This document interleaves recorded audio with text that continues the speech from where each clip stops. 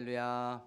오늘도 금요 집회에 오신 여러분들에게 주님의 은혜와 평강이 가득하게 임하시기를 간절히 소망합니다. 우리는 저번 시간에 나그네의 삶이라는 그 제목을 가지고 말씀을 좀 나눠봤죠. 나그네의 삶은 본향을 그리워하는 삶이다라는 것에 대해서 말씀을 살펴봤습니다. 우리의 본향, 고향은 바로 천국이죠.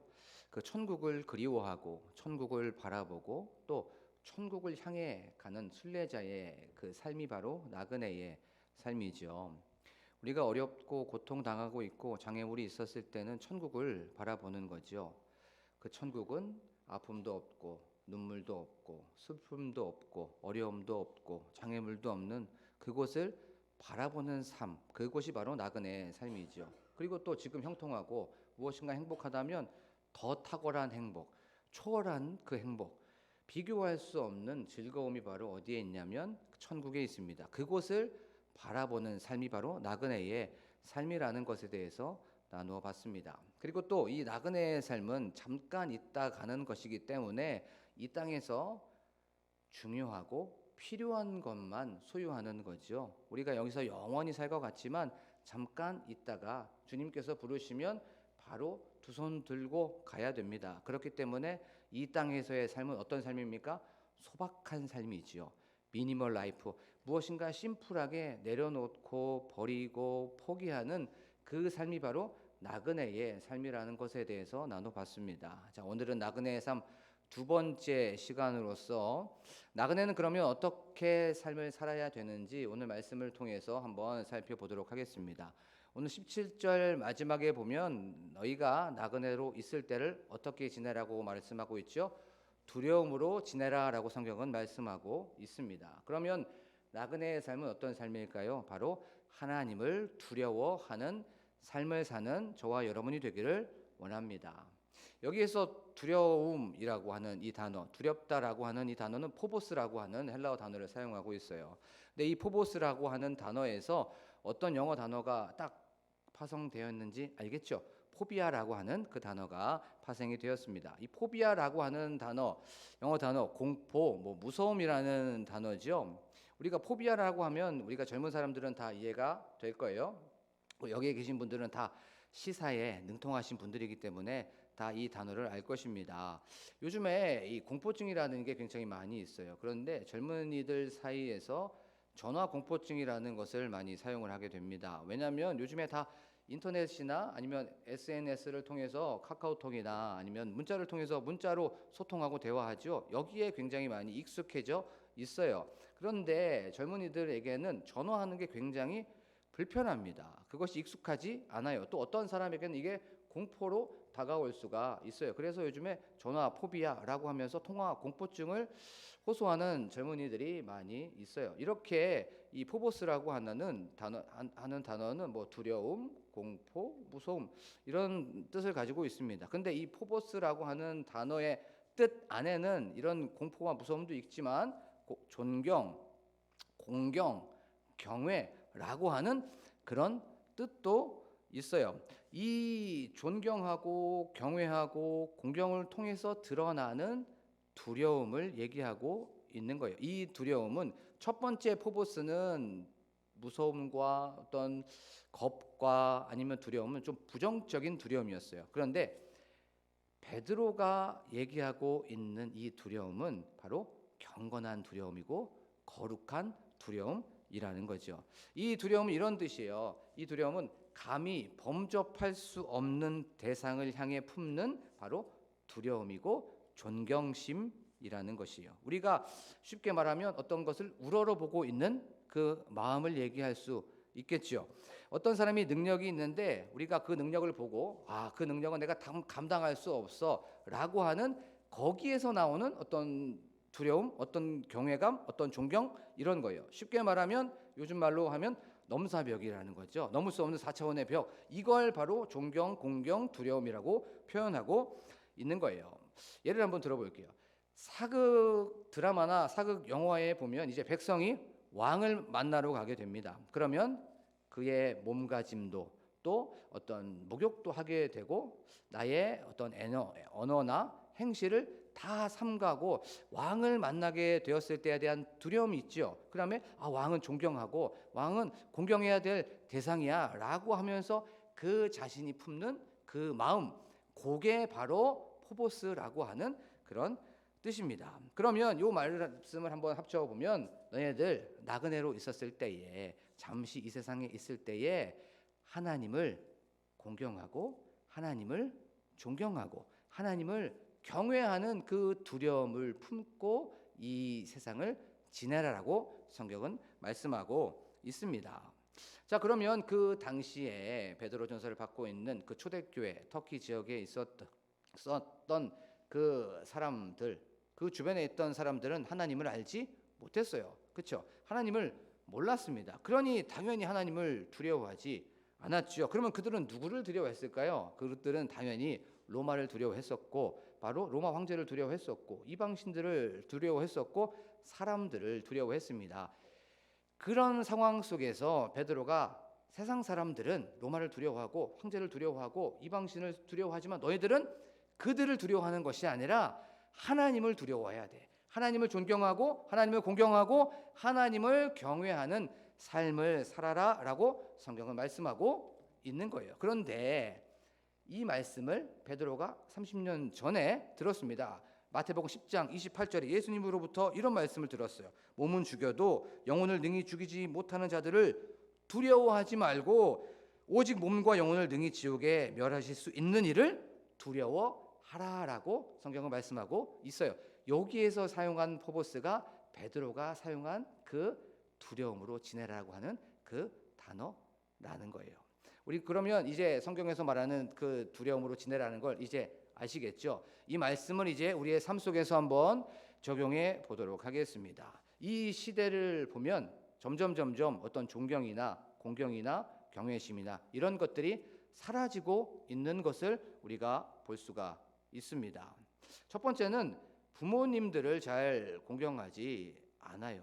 어린 아이들이 점점 부모님께 반항하고 대듭니다. 그리고 부모님을 경외하지 않습니다. 좀 우스갯소리지만 아이들이 굉장히 많이 버릇이 없어지게 되었어요. 그리고 또 아이들이 어머니를 그렇게 높이지 않습니다. 아버지도 우러러보지 않아요. 그리고 또 이제 어린이집에서 이제 부모님들에게 뭐 맞거나 그러면 경찰에 신고해야 돼라고 얘기를 합니다. 그 교육을 받고 저희도 아이도 집에 와서 만약에 아빠가 나를 때리면 나는 경찰에 아빠를 신고할 거예요 라고 얘기를 했어요. 그날 밤 그 아이에게 저는 밥을 주지 않았습니다. 굉장히 괘씸했었어요. 내가 너를 어떻게 키웠는데 하면서 그날 밤은 밥을 주지 않았던 기억이 있습니다.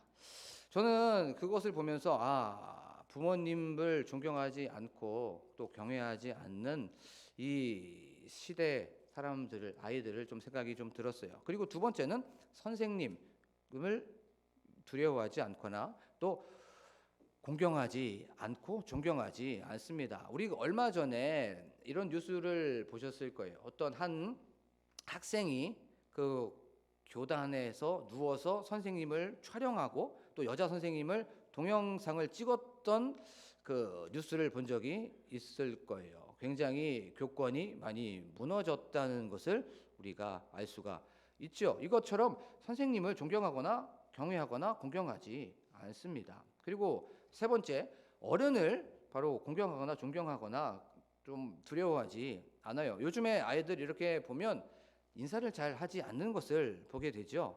다 스마트폰 보면서 그냥 지나가는 사람 있어도 그냥 무심코 지나가는 것을 보게 됩니다. 예전에는 그러지 않았죠. 그래도 지나가면 어른들에게 인사하고 안녕하세요라고 인사를 했습니다. 하지만 요즘 아이들은 그렇게 어른들을 공경하지 않습니다. 그럼 누구를 공경하고 누구를 존경합니까? 자기 자신을 높이고 자기 자신을 끊임없이 추구합니다. 그렇죠? 그래서 거칠고 포악해져 있고 굉장히 사나워져 있고 난폭해져 있습니다. 디모데후서 3장 1절에서부터 5절에서는 이렇게 말씀하고 있습니다. 너는 이것을 알라. 말세에 고통하는 때가 이르러 사람들이 자기를 사랑하며 돈을 사랑하며 자랑하며 교만하며 비방하며 부모를 거역하며 감사하지 아니하며 거룩하지 아니하며 무정하며 원통함을 풀지 아니하며 모함하며 절제하지 못하며 사나우며 선한 것을 좋아하지 아니하며 배신하며 조급하며 자만하며 쾌락을 사랑하기를 하나님 사랑하는 것보다 더하며 경건의 모양은 있으나 경건의 능력은 부인하니라고 성경은 말씀하고 있습니다. 지금 이 시대가 바로 이렇다는 거예요. 이러한 상황 속에서 바로 나그네로 있을 때를 하나님을 공경하고 하나님을 높이고 하나님을 존경하는 저와 여러분이 되기를 간절히 소망합니다. 하나님을 경외하는 사람은 사람도 존경하고 또 사람을 공경하기도 하고 사람을 두려워합니다. 그 사람을 존중해 나아가는 거죠. 하지만 하나님을 두려워하지 않는 사람, 하나님을 존경하지 않고 하나님을 경외하지 않고 하나님을 공경하지 않는 사람은 사람을 공경하지 않습니다. 사람을 존중하지 않고 사람을 두려워하지 않아요. 그럼 여기에서 우리가 한번 생각해 볼 게 있죠. 사람을 대하는 자세를 보고 사람을 대하는 어떤 그 사람의 언어 생활을 보면서 저 사람은 하나님을 두려워하는 사람이구나. 저 사람은 저 사람의 하는 말, 하는 자세, 하는 어떤 행실을 보니까 하나님을 두려워하지 않구나라는 것을 보여지게 되고 그것을 알 수 있다는 거죠. 우리가 지금 이 시간 한번 자신을 한번 점검해 봤으면 좋겠습니다. 나는 하나님을 공경하고 있는 사람일까? 나의 말, 나의 언어, 나의 행실을 통해서 하나님을 공경하고 존경하고 있는 것을 사람들한테 보여주고 있을까를 자신에게 한번 질문해 보면서 나아가는 시간이 되기를 원합니다. 자, 그러면 좀 더 구체적으로 하나님을 두려워하는 것이 무엇일까요? 어떻게 하는 것이 하나님을 존경하고 공경하는 것일까요? 짧게 두 가지만 한번 말씀을 통해서 살펴보도록 하겠습니다. 첫 번째는 하나님을 하나님으로 인정하는 것이 바로 하나님을 두려워하는 거예요.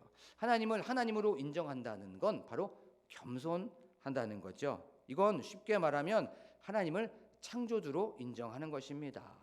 하나님께서 이 세상을 만드시고 이 세상을 바로 창조하셨다는 그 창조 신앙을 고백하는 거지요. 그리고 나서 하나님께서는 이 모든 것들을 심판하시고 재판관이 되어 주신다라고 하면서 심판자이신 그 하나님을 인정하는 것이에요. 그리고 또 하나님께서는 이 모든 것들을 주관하신다고 하는 주관자로서 하나님을 인정하는 것입니다. 그리고 또 하나님께서는 이 모든 것들을 주관하시고 역사의 주관자가 되시고 시간의 주관자가 되시고 생사의 주관자가 되시고 행사의 주관자가 되어 주신다고 하면서 이 모든 것들을 이끄시고 다스리고 통치하시고 경영하신다는 것을 인정하는 것이 바로 하나님을 인정하는 거예요. 그리고 또 이 세상에 있는 모든 것들은 하나님께서 경영하시고 이 세상에 있는 모든 것들은 하나님께서 섭리하신다는 것을 인정하는 것, 그것이 바로 하나님을 인정하는 거죠.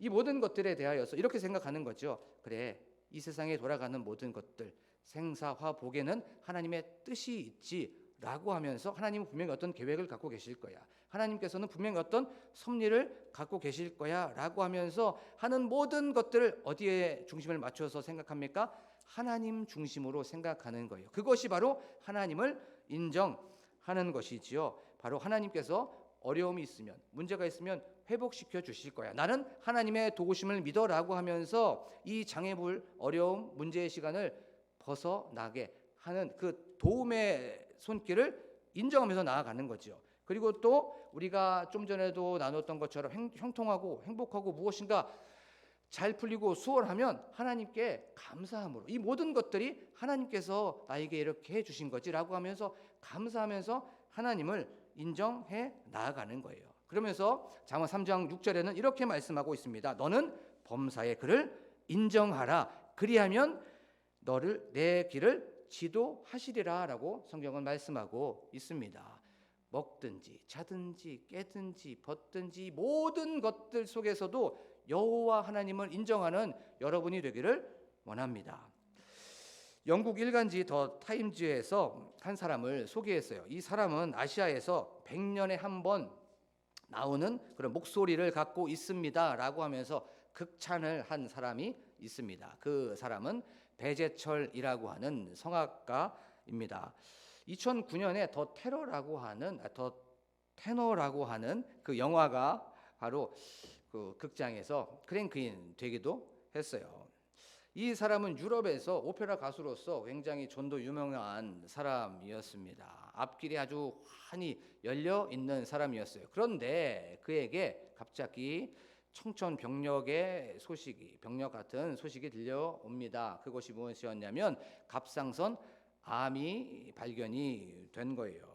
그렇게 절정의 기량을 뽐내던 시기에 갑상선 암이 발견이 되었습니다. 그리고 나서 그는 암 수술을 하게 되었어요. 그런데 목소리가 예전 같지 않았습니다. 그리고 암 세포가 전이가 되어서 오른쪽 성대 신경을 절제하게 됩니다. 그리고 나서 횡격막 신경도 절제를 하게 되었습니다. 의사는 이렇게 얘기합니다. 더 이상 이제 당신은 노래를 할 수 없습니다. 라고 선포하게 되었어요. 그때 그는 그 배재철 씨라고 하는 그 성악가는 교회를 다니고 있었어요. 하지만 하나님을 인정하지 않았습니다. 그의 목소리, 그의 어떤 성량, 이 모든 것들은 자기가 잘나서 그렇게 된 줄 알고 자기 자신을 인정을 하고 교만한 삶을 살고 있었던 거예요. 그런데 암 선고를 받고 나서 목소리가 나오지 않자 이 모든 것들을 깨닫고 하나님을 인정했습니다. 회개하고 또 돌이키고 자신을 점검하는 시간을 가졌습니다. 그리고 하나님께 자신의 모든 것들을 맡겨 버렸습니다. 얼마 후에 이제 성대 복원 수술을 하게 되었어요. 그리고 나서 수술에 앞서서 기도합니다. 하나님, 만약에 목소리를 되찾게 된다면 가장 먼저 하나님을 찬양하겠습니다. 라고 하면서 수술실로 들어가게 되었어요. 수술이 끝난 후에 2년 동안 재활 훈련을 하게 되었습니다. 2년 후에 이제 하나님의 음성이 계속 그 마음속에 울림이 있었습니다. 그것이 어떤 음성이었냐면 노래를 해보라, 노래를 해보라, 노래를 해보라, 소리를 내보라 라고 하는 그런 음성이었어요. 그때 그는 온누리교회라는 곳에 다니고 있었습니다. 그때 마침 일본에서 러브 소나타라고 하는 것을 하면서 일본 선교 행사를 하게 되었습니다. 그래서 그는 5천 명 정도 있는 그곳에 특송을 하게 됩니다. 그런데 목소리가 안 나오면 어떡하지? 라고 하는 그런 걱정이 있었습니다. 그러면서 이제 그 단상에 올라가서 이제 찬양을 하려고 하는데 만약에 목소리가 나오면 얼마나 부끄러울까 그런 생각을 하면서 혼자서 이런 기도를 하면서 이런 문장을 얘기를 하게 되었습니다. 그 문장이 무엇이냐면 하나님만 들으세요. 하나님만 들으세요. 제 목소리가 안 나와서 부족하지만 저는 마음을 다하고 뜻을 다하고 힘을 다해서 열심히 연습했고 열심히 신앙생활했습니다. 하나님, 제 마음 하나님께 올려드립니다.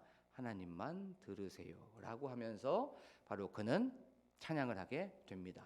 그때 그 5천 명은 그의 찬양을 듣고 많은 감동을 받고 위로를 받았습니다. 근데 그의 목소리는 전성기 시절에 50%밖에 나오지가 않았습니다. 그런데도 불구하고 성령 하나님께서 귀를 열어주시고 마음을 열어주셨던 거죠. 자, 의사가 이제 얘기를 했었을 때, 수술하라고 얘기를 했었을 때 노래하는 것이 불가능합니다. 당신은 이제 노래를 하지 못합니다. 라고 했었을 때 그는 한쪽 귀로 듣고 한쪽 귀로 흘려 들었습니다. 라고 고백을 하게 되었어요. 왜냐하면 하나님께서 저를 회복시켜 주실 것이라고 믿었기 때문이었습니다. 그것은 바로 여호와 라파의 하나님, 치료하시는 그 하나님, 회복하시는 하나님을 인정했기 때문에 그런 거죠. 지금도 자료를 살펴보니까 목소리가 50% 이하로 떨어진 것을 알게 됩니다. 그런 후학을 양성하는 이제 교수로서의 삶을 살고 있다는 것을 알게 되었어요. 그는 지금 하나님을 찬양하면서 절망에 빠지는 사람을 위로하고 격려하면서 희망을 주는 사람으로 살아가고 있습니다. 하나님을 인정하는 사람으로 살아가고 있는 거예요. 나그네로서의 삶, 바로 두려움으로 지낸다는 건 바로 이런 겁니다. 끊임없이 하나님을 하나님으로 인정하는 거예요. 여호와 하나님께서는 진정한 창조주가 되어주시고, 여호와 하나님께서는 전능자가 되어주시고, 여호와 하나님께서는 참된 주관자가 되어주시고, 여호와 하나님께서는 주권자가 되어주시고, 여호와 하나님께서는 다스리시고 통치하시고 이 모든 것들을 바로 지배하신다는 그 만유의 주제이신 그 하나님을 인정하면서 나아가는 저와 여러분이 되기를 원합니다. 이것이 바로 나그네로서 두려움으로 나아가는 삶이라는 거예요. 자, 이제 두 번째, 그러면 어떤 사람이 두려움으로 지내는 삶을 사는 것일까요? 그 두 번째는 바로 하나님을 삶 속에서 끊임없이 인식하는 거예요.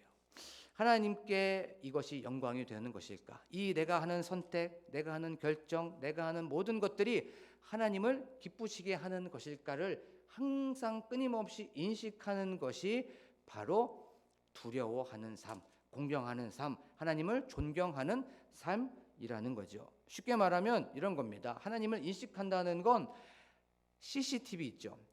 이 CCTV를 보면 우리의 어떤 행동, 우리의 어떤 행실 이런 것들을 하나부터 열까지 다 보고 있고 그것을 다 감찰하게 되죠. CCTV는 우리 하는 모든 것들을 다 볼 수가 있습니다. 하나님이 바로 하나님께 인식해야 된다는 건 하나님이 하나부터 열까지 다 감찰하시고 보고 계시고 그것들을 다 일거수일투족 불길 같은 눈동자로 감찰하신다는 것을 알면서 나아가는 거예요. 그것이 바로 하나님을 공경하는 거고 하나님을 경외하고 높여드리는 두려워하는 삶이라는 거죠.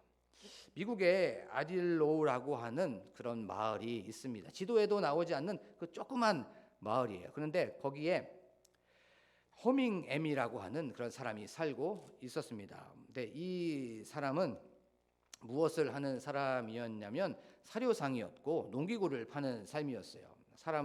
근데 그의 그 삶의 패턴은 아침 7시에 이제 그 상점을 문을 열게 됩니다. 그리고 나서 이제 오전과 오후에는 목장으로 나아가게 돼요. 근데 문을 열어놓고 나서는 그 창고 문을 열어놓고 나서는 목장에 나가면 닫아야 되는데도 불구하고 그는 그 문을 닫지 않습니다. 그냥 마을 사람들이 그냥 자유롭게 필요한 물건을 가지고 가서 뭐 사료도 사고 아니면 농기구도 사고 그것을 이제 자유롭게 살게 문을 열어놓게 되었습니다. 거기에 이제 장부만 놓고 나아갔던 거예요. 그리고 나서 이제 저녁에 목장에서 일이 끝나고 돌아오게 되면 누가 어떤 물건을 가져갔는지 그리고 얼마를 받아야 할지를 장부를 보고 검토를 하게 되었습니다. 그것을 보면서 누가 이런 상품을 사고 누가 이런 사료를 샀구나라고 하면서 그것을 정리를 하게 되었어요. 이 허메닝 씨는 이런 식으로 장사를 하게 되었는데 그가 장사를 하는 그때 동안 수십 년 동안 한 번도 물건을 도난당한 적이 없었다고 얘기를 합니다. 그러한 일이 어떻게 가능했을까요?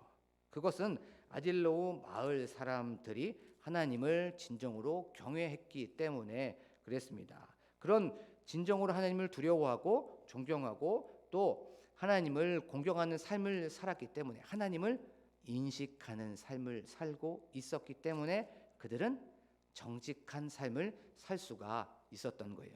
그래서 자기 자신을 속이지 않고 이웃도 속이지 않고 하나님도 속이지 않았던 거예요. 그 하나님을 인식했다는 건 하나님께서 보고 계신다는 것. 하나님께서 나의 일거수일투족을 다 감찰하고 계신다는 것. 하나님께서 불길 같은 눈동자로 다 보고 계신다는 것을 알았기 때문에 그는 하나님을 두려워했고 하나님을 존경했고 그 사람들은 하나님을 바로 높일 수가 있던 것입니다. 두려워한다는 건 바로 이런 겁니다. 우리의 소소한 그런 일상 속에서 평범한 일상 속에서 하나님을 끊임없이 인식하는 거예요. 끊임없이 생각하는 겁니다. 버스를 탈 때도 하나님을 생각하고 차를 탈 때도 하나님을 생각하고 밥을 먹을 때도 하나님을 인식하고 어떤 선택, 결정, 행동 앞에서 이것은 하나님이 기뻐하시는 것일까? 이것은 하나님이 별로 싫어하는 것 같은데?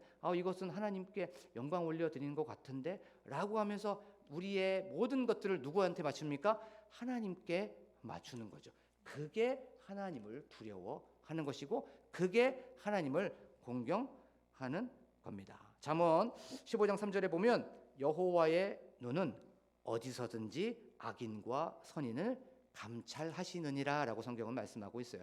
여호와의 눈은, 하나님의 눈은 한 번도 우리를 떠나지 않습니다. 이 눈을 기억하면서 하나님께서 보고 계신다는 것을 기억하면서 나아가는 것이 바로 여호와, 그분을 두려워하는 거죠. 그러면 이걸 성경에서 한번 살펴볼까요? 우리는 지난 2주 동안 담임 목사님께서 하시는 그 가을 두일의 특별 새벽 기도를 통해서 누구를 알아봤죠? 요셉이라는 사람을 알아봤습니다. 창세기 39장에 보면 요셉이 얼마나 하나님을 삶 속에서 인지하고 있었고 인식하고 있었는지를 알 수가 있죠. 보디발의 아내가, 우리가 너무나도 잘 아는 말씀입니다.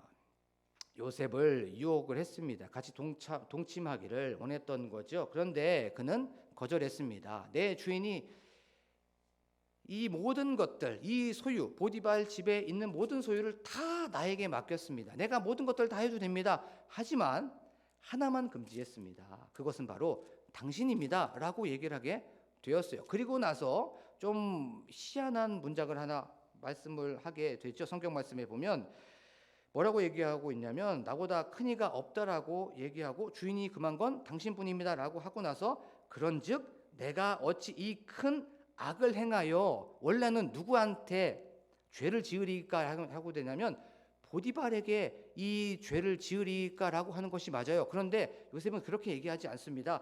그런즉 내가 어찌 이 큰 악을 행하여 하나님께 죄를 지으리까라고 성경 말씀을 하고 있어요.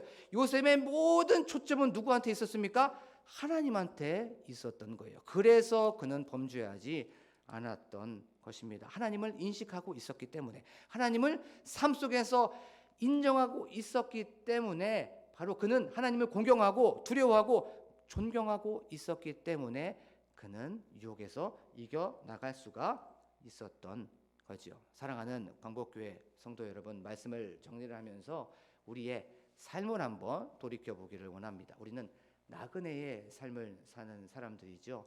이 나그네의 삶은 바로 하나님을 인정하는 것이에요. 하나님을 하나님 되심을 인정하십시오. 그러면 그것은 바로 나는 낮아지고 하나님 영광 받으시옵소서라고 하면서 끊임없이 하나님을 높여드리는 겁니다. 그 하나님을 높여드릴 때 하나님은 우리를 들어써 주시는 줄로 믿습니다.